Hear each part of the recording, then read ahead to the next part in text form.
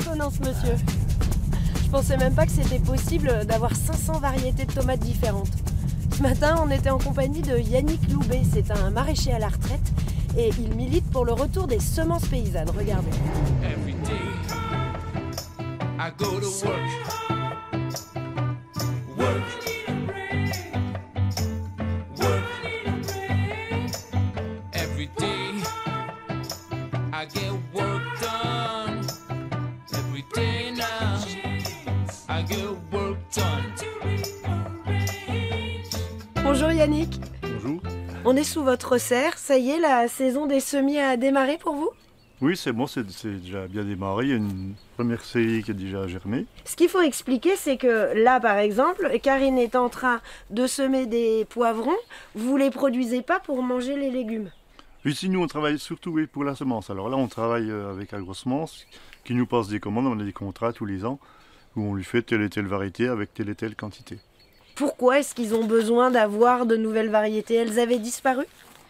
Il y a quand même, dans les bio, il y a quand même une prise de conscience de pas mal de bio, de plus en plus de bio, qui ne veut plus travailler avec des variétés de synthèse type hybride et fin. Moi, quand j'ai commencé à chercher des variétés naturelles, il n'y avait pas beaucoup de monde sur le secteur à l'époque. Hein. Ça date déjà.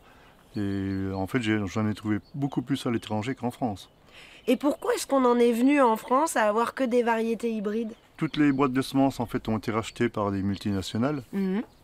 Et du coup, ils ont beaucoup accès sur les hybrides. Et les hybrides, c'est là qu'ils gagnent le plus d'argent. Et en plus, il faut les racheter tous les ans, donc ça les intéresse.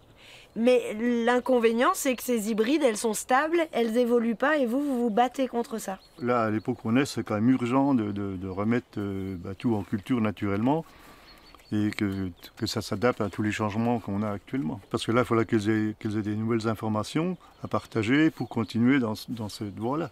Et continuer à évoluer. Et continuer à évoluer. Parce qu'une variété, elle doit évoluer, donc elle va bouger aussi bien physiquement qu'autrement. Il y a ce qu'on voit et ce qu'on ne voit pas. On va voir physiquement comment elle est, mais on ne voit pas par derrière ce qu'elle a acquis comme résistance, comme adaptation et tout ça. Bon, c'est un peu compliqué comme domaine. Ce que je vous propose, c'est qu'avec Karine, moi, je me lance dans le repiquage de petits pieds de basilic. Oui.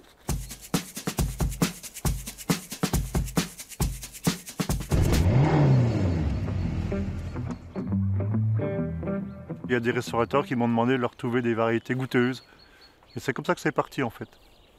Au début, je n'étais pas parti vraiment pour faire de la production de semences. Et comme je récupérais des variétés, j'en avais récupéré pas mal, déjà à l'époque. Et pour les avoir, il fallait les reproduire. Sinon, on ne pouvait pas les acheter comme ça du jour au lendemain, quoi. Donc c'est ce qui m'a incité à faire mes propres semences déjà.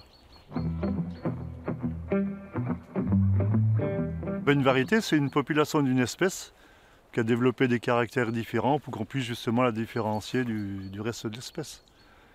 Et deuxième point hyper important, c'est qu'elle va transmettre tout son savoir, mais uniquement dans la semence.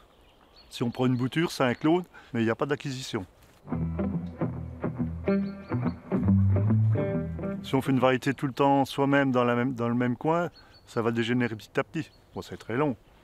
Et dans le temps, déjà, ils s'échangeaient des semences quand ils voyaient qu'il y avait un petit déclin.